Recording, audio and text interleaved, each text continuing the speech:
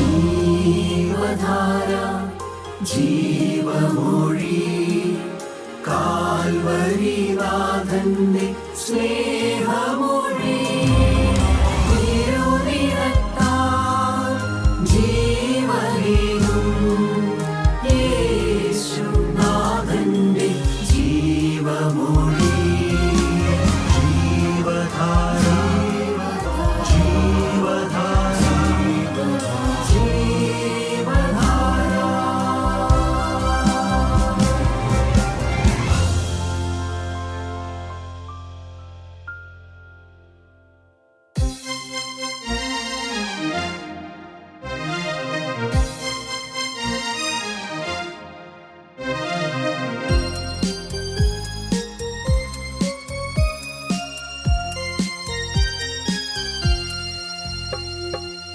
പാടിയാനന്ദിക്കും മമ പ്രിയനേ നിജ ഗുണഗണങ്ങൾ പത്തു കമ്പിയുള്ള വീണയിൽ പാടി ആനന്ദിക്കുമെന്നും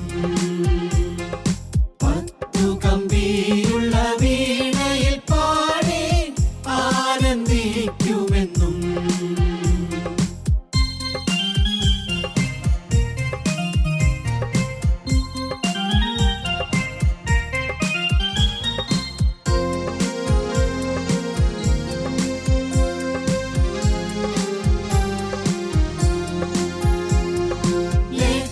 ലക്ഷം പ്രിയന്മാരിൽ എന്റെ പ്രിയനാണുത്തമ പ്രിയൻ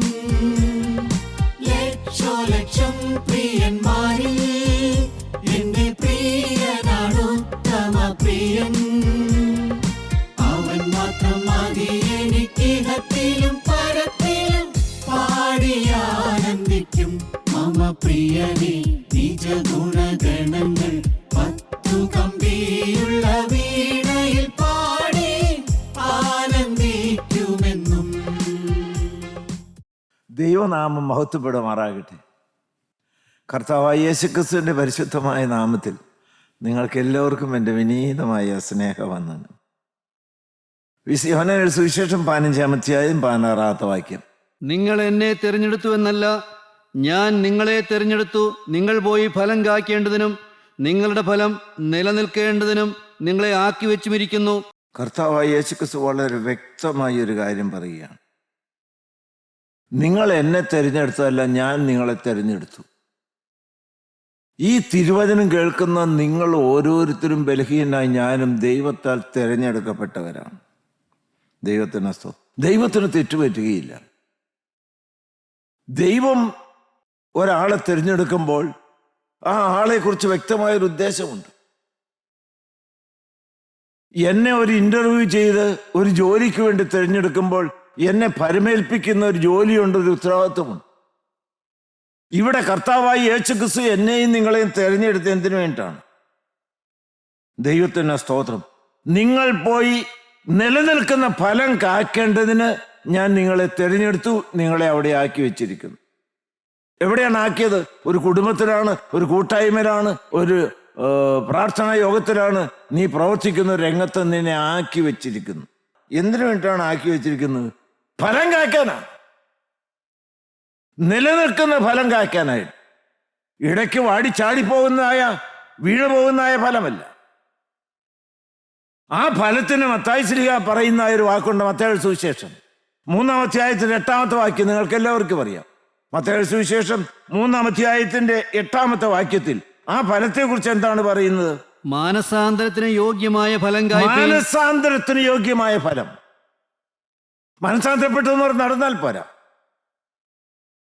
മാനസാന്തരത്തിന് യോഗ്യമായ ഫലം കായ്ക്കണം. മാനസാന്തരം, ദൈവത്തിന് സ്തോത്രം, അത് ആത്മാവിന്റെ പ്രവൃത്തിയാണ്. ഗലാത്യർക്കെഴുതിയ ലേഖനത്തിൽ ആത്മാവിന്റെ ഫലത്തെക്കുറിച്ച് വളരെ വ്യക്തമായി പറയുന്നുണ്ട്. ആത്മാവിന്റെ ഫലമോ സ്നേഹം, സന്തോഷം, സമാധാനം എന്ന് പറഞ്ഞ് വളരെ വ്യക്തമായ വിലയേറിയതായ ഫലങ്ങളെക്കുറിച്ച് പറയുന്നു. സഹോദരീ സഹോദരന്മാരെ, മാനസാന്തരത്തിന്റെ പ്രധാനപ്പെട്ടതായ ഒരു ഫലമാണ് സ്നേഹവും സന്തോഷവും സമാധാനവും. സ്നേഹമാണോ മക്കളെ നിങ്ങൾ ഇന്ന് കായ്ക്കുന്നത്? ദൈവത്തിന് സ്തോത്രം. സ്നേഹം, നിലനിൽക്കുന്ന സ്നേഹമുണ്ടോ? ദീർഘക്ഷമയുണ്ടോ? വിശുദ്ധിയും വിനയവും വിശ്വാസവും ഉണ്ടോ? ദൈവത്തിന് സ്തോത്രം. ദൈവമക്കളെപ്പോഴും സഫലന്മാരായിരിക്കണം. എന്തിനു വേണ്ടിയിട്ടാണ് ഈ ഫലം കായ്ക്കുന്നത്? ആരുടെയും പേരിനും പ്രശസ്തിക്കും വേണ്ടിയിട്ടല്ല. യോഹന്നാൻ 15-ാം അധ്യായത്തിന്റെ 8-ാം വാക്യത്തിൽ ഫലത്തെക്കുറിച്ചാണ് 15-ാം അധ്യായത്തിൽ മിക്കവാറും പറയുന്നത്. 15-ാം അധ്യായത്തിന്റെ 8-ാമത്തെ വാക്യത്തിൽ ദൈവമക്കളും ആത്മീയ ശുശ്രൂഷയിൽ ബന്ധപ്പെട്ടിരിക്കുന്നതിനും പ്രത്യേകം ശ്രദ്ധിക്കണം. എന്തിനാണ് സൽഫലങ്ങൾ എൻ്റെ ജീവിതത്തിൽ ഉളവാകുന്നത്?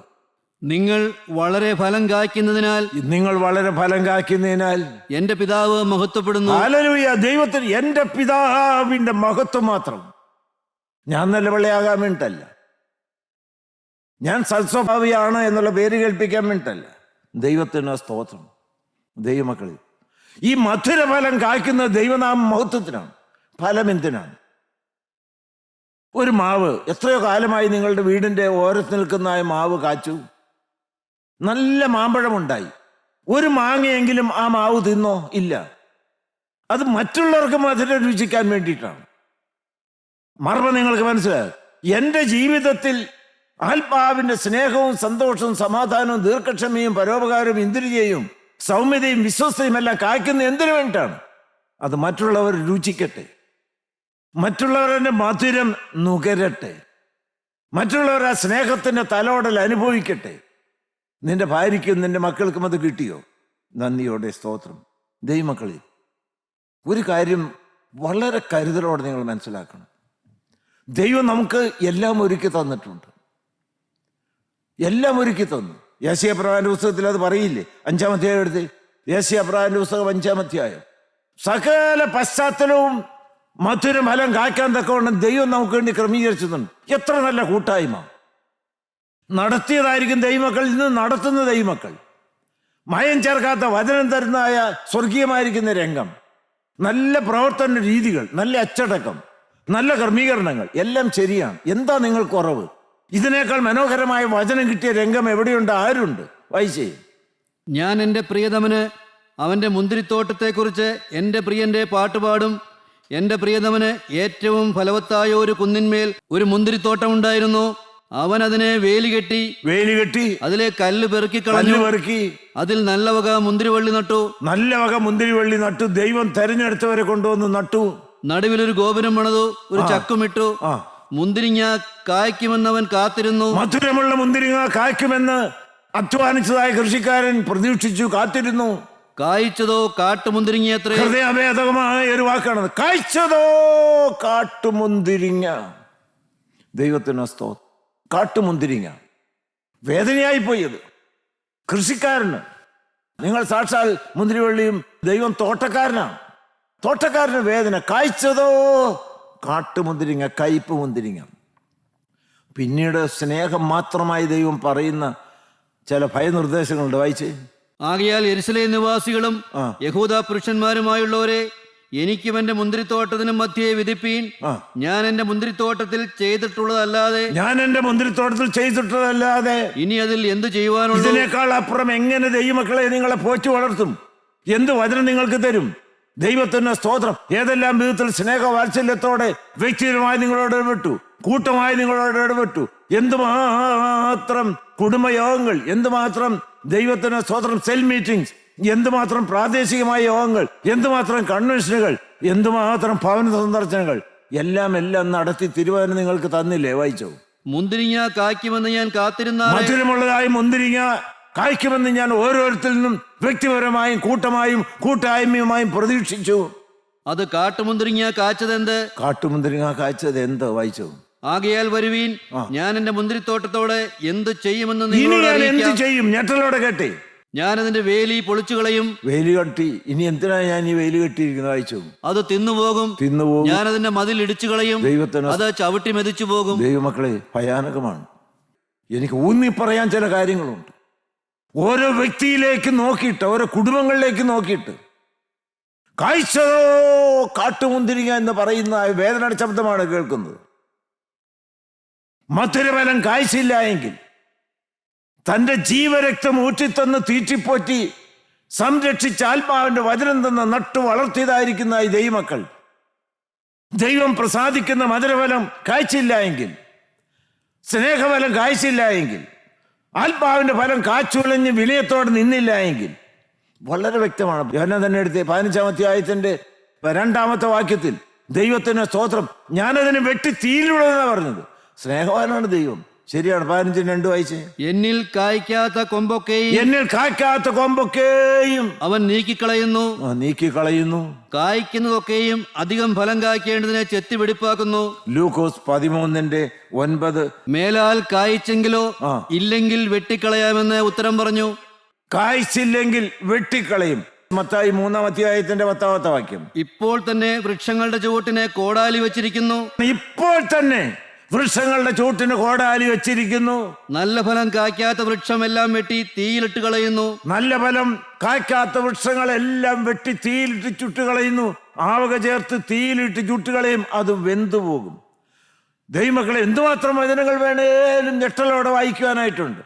ഒരു വാക്യം കൂടെ വായിച്ചേ. മത്തായി 7 എടുത്ത്. മത്തായി 7:19-20. നല്ല ഫലം കായ്ക്കാത്ത വൃക്ഷമൊക്കെയും വെട്ടി തീയിലിടുന്നു. ആകയാൽ അവരുടെ ഫലത്താൽ അവരെ നിങ്ങൾ തിരിച്ചറിയും. ദൈവത്തിന് സ്തോത്രം. വേറെ ഒന്നും വിശദീകരിക്കണ്ട. വാക്കുകളുടെ കസർത്തൊന്നുമല്ല. നിങ്ങളുടെ ജീവിതത്തിൽ കായ്ക്കുന്ന ഫലം എന്താണ്? നല്ല വസ്ത്രമല്ല, വേദപുസ്തകം കയ്യിലുണ്ടോ എന്നുള്ളതല്ല, സുവിശേഷ വേല ചെയ്യുന്നുണ്ടോ എന്നുള്ളതല്ല. ആന്തരിക മനുഷ്യൻ കായ്ക്കുന്ന ഫലം എന്താണ്? മാനസാന്തരത്തിന് യോഗ്യമായ ഫലമാണോ ഒഴുകി വരുന്നത്? ഉൽപ്പത്തി പുസ്തകത്തിൽ ഒരു സാക്ഷ്യമുണ്ട്. ഞാനത് കൊതിയോടെ പ്രാർത്ഥിക്കാറുണ്ട്. കർത്താവേ, എന്നെക്കുറിച്ച് ഈ ഒരു സർട്ടിഫിക്കറ്റ് ദൈവം തരുമോ? ഉൽപ്പത്തി 49:22 ദൈവം സാക്ഷിക്കുന്നതായ വാക്കുകൾ എന്താണ്? അത് നിങ്ങൾ ഓരോരുത്തരും ആ സർട്ടിഫിക്കറ്റ് മേടിക്കണം ദൈവത്തിൽ നിന്ന്. യോസേഫ് ഫലപ്രദമായ ഒരു വൃക്ഷം, നീരുറവിനരികെ ഫലപ്രദമായ ഒരു വൃക്ഷം തന്നെ. ദൈവത്തിന് സ്തോത്രം. ദൈവത്തിന്റെ സ്നേഹത്തിന്റെ ആത്മാവിന്റെ നീരുറവിൽ നിന്ന് കുടിച്ച് വളർന്ന് കാച്ച് ഫലവത്തായ ദൈവം പ്രസാദിക്കുന്ന വൃക്ഷമായിട്ട് നിൽക്കുന്നു. ആ ദൈവത്തിന്റെ കൃപ ഏതാണ്? ആ കൃപയല്ല ഇവിടെ ഒഴുകുന്നത്. Hallelujah, hallelujah.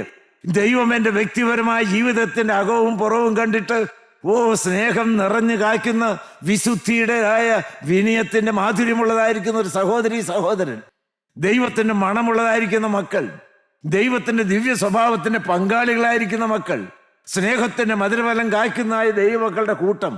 നന്ദിയോടെ സ്തോത്രം. ദൈവമക്കളെ, അത് വ്യക്തിപരമായും കൂട്ടായ്മയായിട്ടും പോരാ. വായിച്ച് 128-ാം സങ്കീർത്തനം 3-4 വാക്യങ്ങൾ. അതും കൂടി ഞാൻ കൊതിയോടെ പറയുകയാണ്. നിങ്ങളുടെ കുടുംബം ഫലം കായ്ക്കുന്നതായിരിക്കണം.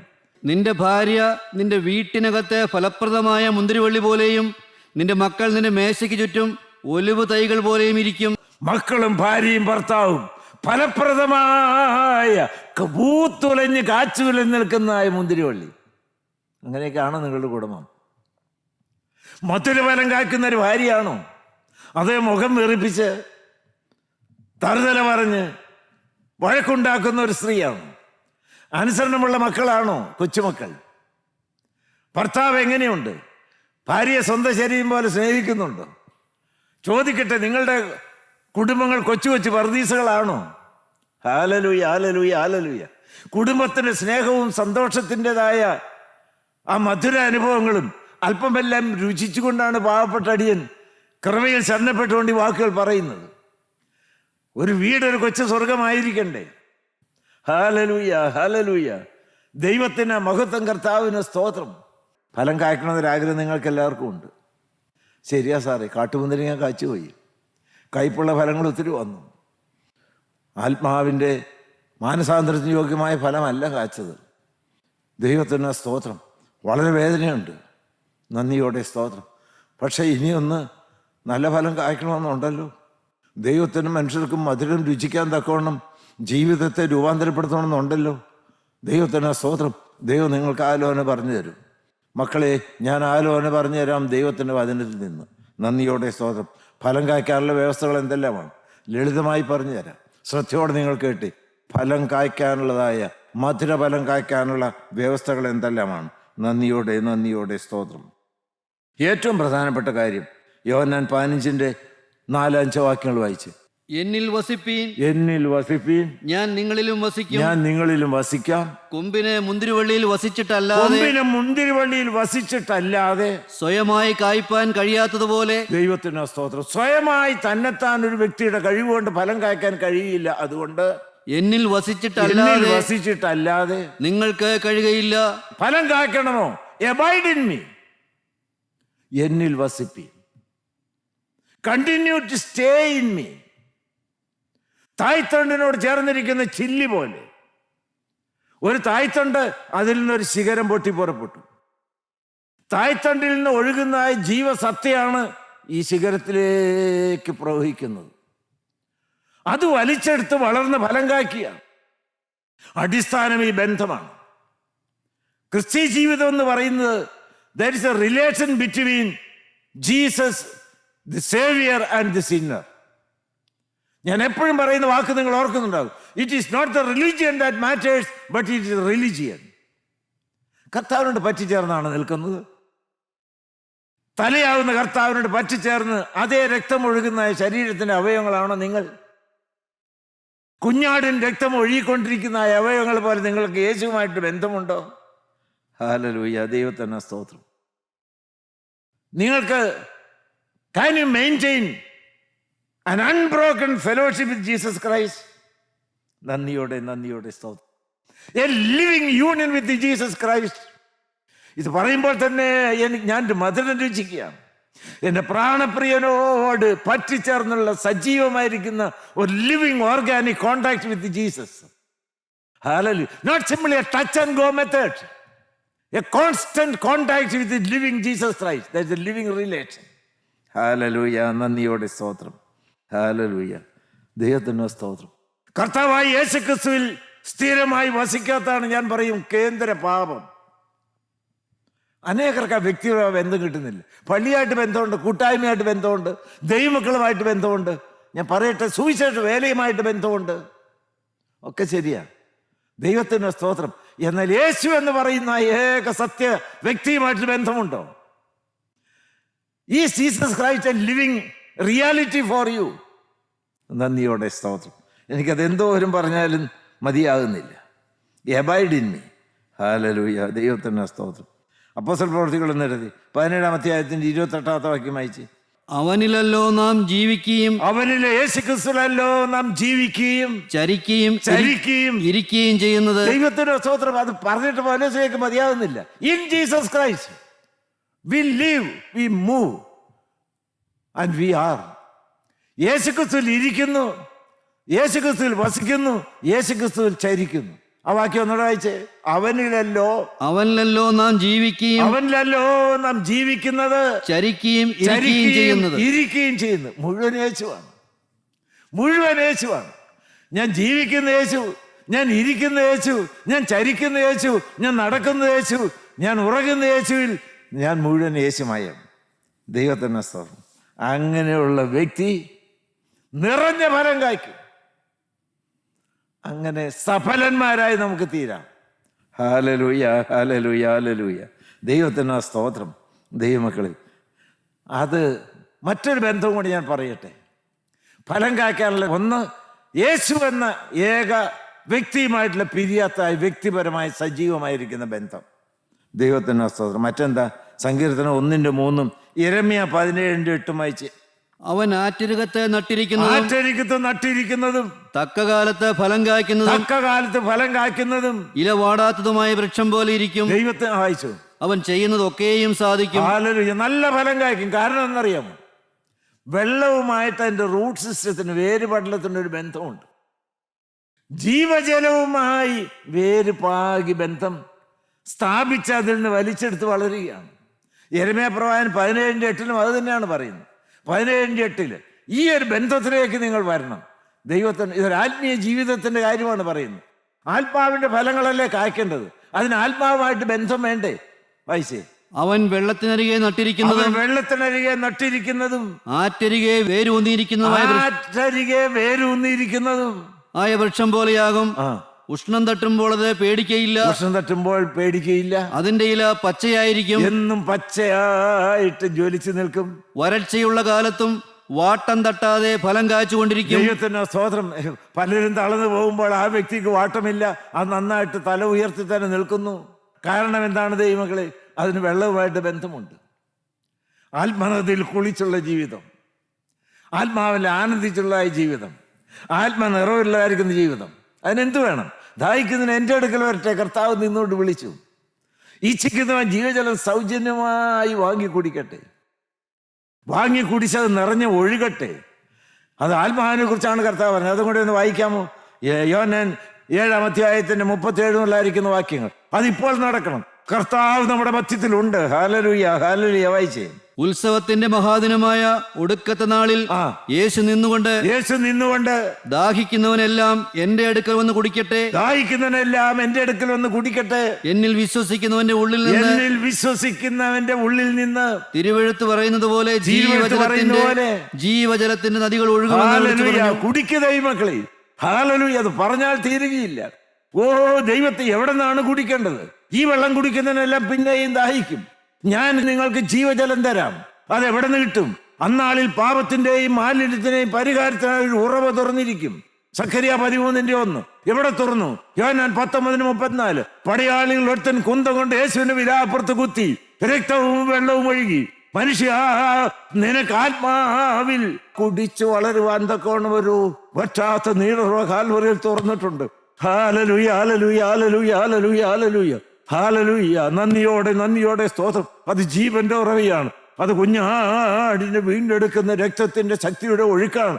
അത് കഴുകുന്ന രക്തമാണ്, ശുദ്ധീകരിക്കുന്ന രക്തമാണ്, ദാഹം തീർക്കുന്ന രക്തമാണ്. ഹല്ലേലൂയ. ജീവൻ തരുന്ന രക്തമാണ്. ദൈവമക്കളെ, ആ ഉറവുമായിട്ട് നിങ്ങൾക്ക് ബന്ധമുണ്ടോ? നന്ദിയോടെ സ്തോത്രം. നിങ്ങൾക്ക് പല സ്ഥാപനങ്ങളും കൂട്ടായ്മകളും കെട്ടിടങ്ങളും പ്രവർത്തനങ്ങളുമായിട്ട് ബന്ധമുണ്ട്. കുഞ്ഞാടിന് തുറക്കപ്പെട്ട് തിരുവിലാങ്ങി ഒഴുകി വരുന്ന തങ്കച്ചയുടെ ഉറയുമയുമായിട്ട് ബന്ധപ്പെട്ട് അത് നൂർന്ന് കുടിച്ചുകൊണ്ടാണ് നിങ്ങൾ വളരുന്നത്. ആത്മാവിൽ ജ്വലിക്കട്ടെ, ആത്മാവിൽ നിറയട്ടെ, ആത്മാവിന്റെ ഫലം നിങ്ങൾ പൂത്തൊലഞ്ഞ് കാച്ചു നിൽക്കട്ടെ. അത് അനേകർക്ക് പ്രയോജനമായി തീരട്ടെ. നന്ദിയോടെ സ്തോത്രം. അതിന് ദൈവമക്കളെ, ദൈവത്തിന് സ്തോത്രം. അതിന് തടസ്സമായിട്ട് നിൽക്കുന്നത് സ്വയമാണ്. നിങ്ങൾ പലതും വിടാൻ തയ്യാറില്ല. ദൈവത്തിന് സ്തോത്രം. നിങ്ങൾ ദൈവത്തിന് സ്തോത്രം. ഇത് താഴാൻ തയ്യാറില്ല. ദൈവത്തിന് സ്തോത്രം. നിങ്ങൾ നിങ്ങളിലേക്കല്ല നോക്കുന്നത്, മറ്റുള്ളവരിലേക്കാണ് നോക്കുന്നത്. ഈ സ്വയം എന്ന് പറയുന്നത് ഒന്ന് വായിച്ചേ. നിനക്ക് ഫലം കായ്ക്കണമോ? എന്ത് വേണം? ദൈവത്തിന് സ്തോത്രം. ദൈവനാമം വായിച്ചേ. യോഹന്നാൻ 12:24 വായിച്ചേ. ആമേൻ, ആമേൻ, ഞാൻ നിങ്ങളോട് പറയുന്നു. ആമേൻ, ആമേൻ, ഞാൻ നിങ്ങളോട് പറയുന്നു. ഗോതമ്പ് മണി നിലത്ത് വീണ് ചാകുന്നില്ല എങ്കിൽ അത് തനിയേ ഇരിക്കും. ചത്തുവെങ്കിലോ വളരെ വിളവുണ്ടാകും. ചത്താലേ ഫലം കായ്ക്കുള്ളൂ. നിന്റെ ആളത്വമൊന്ന് ഉടയണം. നീ നിലത്ത് വീണ് ചാകണം. നിന്നെ അനേകർ ചവിട്ടണം. നിന്റെ പുറമേയുള്ള ആഡംബരവും ഭംഗിയും സൗന്ദര്യവും എല്ലാം തീരണം. ദൈവത്തിന് സ്തോത്രം. ഈ വിത്ത് ചീഞ്ഞാൽ മാത്രമേ അതിനകത്തുനിന്ന് ഒരു ചെടി വളർന്നു വരികയുള്ളൂ. ദൈവത്തിന് സ്തോത്രം. ഈ വിത്തിന്റെ മരണമാണ് ചെടിയുടെ ജീവൻ. ഹല്ലേലൂയ. നന്ദിയോടെ സ്തോത്രം. കർത്താവായ യേശുക്രിസ്തു അതിന് പറ്റിയ ഉദാഹരണമാണ്. ദൈവമക്കളെ, ആ ജീവൻ തരാൻ വേണ്ടി കർത്താവായ യേശുക്രിസ്തു ക്രൂശിൽ മരിച്ചു. ഹല്ലേലൂയ. ദൈവത്തിന് സ്തോത്രം. വളരെ വ്യക്തമായിട്ട് പറഞ്ഞു. തൻ്റെ ശിഷ്യന്മാരുടെ കർത്താവായ യേശുക്രിസ്തു പറഞ്ഞു, നിങ്ങൾ തന്നെത്താൻ തേച്ച് ക്രൂശുമെടുത്തോണ്ട് എൻ്റെ പിന്നാലെ വരാതെ എൻ്റെ ശിഷ്യനായിരിക്കാൻ കഴിയില്ല. 2 വ്യവസ്ഥകളാണ്. Deny self, take the cross. പിന്നെ ഞാനില്ല, ഞാൻ ക്രിസ്തുവിനോട് കൂടെ ക്രൂശിക്കപ്പെട്ടിരിക്കുന്നു. ഇനി ജീവിക്കുന്ന ഞാനല്ല, എന്നിൽ വസിക്കുന്ന ക്രിസ്തു. ദൈവമക്കൾ, ഇത് വളരെ ഉയർന്നതാണെന്നല്ല ചിന്തിക്കേണ്ടത്. ഇതാണ് നോർമൽ ക്രിസ്ത്യൻ ലൈഫ്. ദൈവത്തിന് സ്തോത്രം, കർത്താവിന് സ്തോത്രം. ഹല്ലേലൂയ. ദൈവനാമം നമ്മളിൽ കൂടി മഹത്വപ്പെടുമാറാകട്ടെ. ദൈവമക്കൾ, ആഴമേറിയ ആത്മീയത്തിലേക്ക് നിങ്ങൾ വരണ്ടേ. നമ്മുടെ കൂട്ടായ്മയിൽ ആയിരക്കണക്കിന് ആളുകളൊന്ന് വചനം കേൾക്കുന്നു. ഇത്രയും ആളുകൾ സ്വയത്തിന് മരിച്ച് കർത്താവായ യേശുക്രിസ്തുവിൽ ജീവിക്കുന്ന, യേശുവിന്റെ സൗരഭ്യം പേർന്ന മക്കളായി ജീവിച്ചിരുന്നുവെങ്കിൽ ദേശം ആളിക്കത്തുമായിരുന്നു. ഹല്ലേലൂയ. ദൈവത്തിന് സ്തോത്രം. ദൈവമക്കളെ, അതുകൊണ്ട് അപ്രകാരം ദൈവത്തിന്റെ ഇഷ്ടത്തിന് വേണ്ടി സമ്പൂർണ്ണമായി സമർപ്പിക്കപ്പെട്ട ദൈവമക്കളുടെ ജീവിതത്തിൽ വചനം വ്യക്തിപരമായി നിങ്ങളെ നടത്തുന്ന ദൈവമക്കൾ ചില നിർദ്ദേശങ്ങൾ നിങ്ങൾക്ക് തരുമ്പോൾ, തിരുത്തലുകൾ നിങ്ങൾക്ക് തരുമ്പോൾ, ചെത്തുന്ന അനുഭവങ്ങൾ വരുമ്പോൾ സന്തോഷത്തോടെ സ്വീകരിക്കണം. വായിച്ച് യോഹന്നാൻ 15 അധ്യായത്തിന് 2-ാമത്തെ വാക്യം. എന്നിൽ കായ്ക്കാത്ത കൊമ്പൊക്കെയും എന്നിൽ കായ്ക്കാത്ത കൊമ്പൊക്കെയും അവൻ നീക്കിക്കളയുന്നു. കായ്ക്കുന്നതൊക്കെയും അധികം ഫലം കായ്ക്കേണ്ടതിന് ചെത്തി വെടിപ്പാക്കുന്നു. നന്ദിയോടെ സ്തോത്രം. ദൈവമക്കളെ, ഈ വചനം ഇരുവായത്തിലുള്ള വാളാണ്. അത് തലോടാനുള്ളതല്ല, അത് കീറി മുറിക്കാനും ഉള്ളതാണ്. ഈ വചനം നിങ്ങളുടെ ജീവിതത്തെ കീറി മുറിക്കട്ടെ. നിങ്ങളുടെ ഹൃദയത്തിനകത്തേക്ക് ആഴത്തിൽ പതിയാൻ തക്കണം വചനത്തിന്റെ വിത്ത് വന്ന് പതിക്കട്ടെ. ദൈവത്തിന് സ്തോത്രം. ദൈവമക്കളെ, ദൈവത്തിന് സ്തോത്രം. മുറിച്ചു കളയേണ്ടത് പലതുമില്ലേ? കർത്താവായ യേശുക്രിസ്തുവോട് വ്യക്തമായിട്ട് പറഞ്ഞു, എന്റെ കൈ നിനക്ക് ഇറച്ചു വരുന്നുവെങ്കിൽ അതിനെ വെട്ടിയെടുത്ത് എറിഞ്ഞു കളയുക. കണ്ണ് നിനക്ക് ഇറച്ചു വരുന്നുവെങ്കിൽ അതിനെ ചുഴിഞ്ഞെടുത്ത് എറിഞ്ഞു കളയുക. പാപത്തോടുള്ളൊരു വ്യക്തിയുടെ മനോഭാവം അതാണ്. ദൈവത്തിന് സ്തോത്രം. ചെത്തി വെടിപ്പാക്കണം. കർത്താവെ, കത്തി വെക്കേണ്ടടുത്ത് വെച്ച കർത്താവെ, നന്ദിയോടെ സ്തോത്രം. ജീവിതത്തിൽ പാപത്തിന്റെ ക്യാൻസർ ഉള്ളതായിരിക്കുന്ന ഒരു ഭാഗവും വേണ്ട. ദൈവങ്ങളോട് വളരെ ഗൗരവമായിട്ട് പറയട്ടെ, ക്യാൻസറിന്റെ ഒരു സെല്ല് മതി, ഒരു കോശം മതി. അത് വേഗം വളർന്ന് വികസിച്ച് അതിന്റെ എണ്ണം കൂടി വ്യാപരിച്ച് നിന്നെ കൊന്നുകളയും. ദൈവത്തെ കത്തിവെക്കുക. ദൈവത്തിന് സ്തോത്രം. Say an absolute no to sin. തയ്യാറാണ് നിങ്ങൾക്ക്? അത് ഇപ്പോൾ നടക്കണം. നന്ദിയോടെ സ്തോത്രം. നിന്നെ നശിപ്പിക്കുവാൻ ക്യാൻസറിൻ്റെതായിരിക്കുന്ന ചില അംശങ്ങൾ, പാപത്തിന്റെ അംശങ്ങൾ നിങ്ങളുടെ ജീവിതത്തിലുണ്ട്. ചെത്തിയെടുത്ത് എറിഞ്ഞു കളയുക ദൈവമക്കളെ. നന്ദിയോടെ സ്തോത്രം. രക്തം കൊണ്ടങ്ങ് കഴിയിക്കുക. നിങ്ങൾ സമ്പൂർണ്ണ വിശുദ്ധരായി മാറണം. ഈ വചനം കർത്താവായ യേശുക്രിസ്തു വിധക്കാരന് ഊമറിഞ്ഞു കൊടുത്ത് പറഞ്ഞില്ലേ, നല്ല നിലത്ത് വീണ വിത്ത് പോലെ ഈ കർത്താവ് വചനം തരുന്നത് നിങ്ങളുടെ ഹൃദയത്തിൽ സ്വീകരിച്ചാൽ, ഉൾനട്ടം അതിനമായി കൈക്കൊണ്ടാൽ, നന്ദിയോടെ സ്തോത്രം. 30, 60, 100 മേനി. നന്ദിയോടെ സ്തോത്രം. ദൈവമക്കളെ, അങ്ങനെ നിങ്ങൾക്ക് സഫലന്മാരാകണ്ടേ? നിങ്ങൾ കാൽവറി വൃക്ഷത്തിലേക്ക് നോക്കി. നന്ദിയോടെ സ്തോത്രം. നന്ദിയോടെ സ്തോത്രം. ദൈവമക്കളെ, ആ രക്തമാർന്നൊലിക്കുന്ന വൃക്ഷത്തിന്റെ ചോട്ടിലല്ലേ നീ വന്നിരിക്കുന്നത്? യേശുവിന്റെ രക്തം നിങ്ങളെ കഴുകട്ടെ. യേശുവിന്റെ രക്തം നിങ്ങളെ ശുദ്ധീകരിക്കട്ടെ. ആത്മാവ് നിറവഴിയായി നിങ്ങളിലേക്ക് പകർന്നു കിട്ടട്ടെ. Hallelujah, hallelujah. ആത്മാവിന്റെ നിറവിൽ നിങ്ങൾ ആത്മാവിന്റെ ഫലങ്ങൾ കാത്തുവളഞ്ഞു നിൽക്കട്ടെ. ദൈവത്തിന്റെ സ്തോത്രം. ദൈവമക്കളെ, അതിനുവേണ്ടി നിങ്ങൾക്ക് ഒരു പുതിയ അധ്യായം തുടങ്ങാമോ? ക്രൂശിനെ ഒന്ന് കെട്ടിപ്പിടിച്ച്, കർത്താവേ, എന്റെ ജീവിതത്തിൽ വന്ന കയ്പുള്ളതായ ഫലങ്ങളെല്ലാം ഒന്ന് മാറ്റി എന്റെ കർത്താവുമായി പിരിയാത്തൊരു ബന്ധം തന്നെ നിങ്ങൾ പ്രാർത്ഥിച്ച് നമുക്ക് ഒന്നിച്ച് പ്രാർത്ഥിക്കാൻ കരുണ നിറഞ്ഞ ദൈവമേ, വാഴ്ത്തപ്പെട്ട പൊന്നു കർത്താവേ, ഈ അനുഗ്രഹിക്കപ്പെട്ട സ്വർഗീയ വചനത്തിനായി ഞങ്ങൾ നിന്നെ സ്തുതിക്കുന്നു. നിന്റെ ആത്മാവ് വചനമായി, തീയായി, രക്തമായി ഞങ്ങളുടെ മധ്യത്തിലേക്ക് ഒഴുകി വരുന്നതിനായി ഞങ്ങൾ നിന്നെ സ്തുതിക്കുന്നു. ഞങ്ങൾക്കൊരു പുതിയ അധ്യായം തുറന്നു തരണമേ. സ്നേഹത്തിന്റെ ആത്മാവിന്റെ ഫലങ്ങൾ, മാനസാന്തരത്തിന് യോഗ്യമായ ഫലങ്ങൾ കാത്തു നിൽക്കുന്ന വിനയമുള്ള ദൈവമക്കളാക്കി ഞങ്ങൾ ഓരോരുത്തരെയും തീർക്കണമെന്ന് യേശുവിന്റെ നാമത്തിൽ അപേക്ഷിക്കുന്നു. കൃപയോടെ കേട്ട് ഉത്തരമല്ലമാറാകണമേ. ആമീൻ, ആമീൻ.